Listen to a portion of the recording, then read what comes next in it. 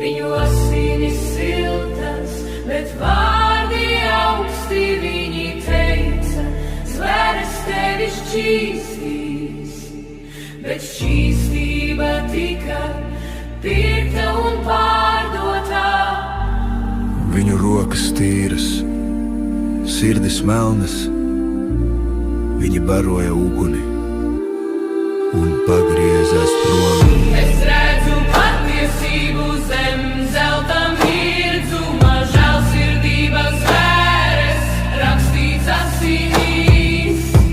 Es biju asmens, ko viņi nespēja turēt, svētais, kas noslīka plūdos.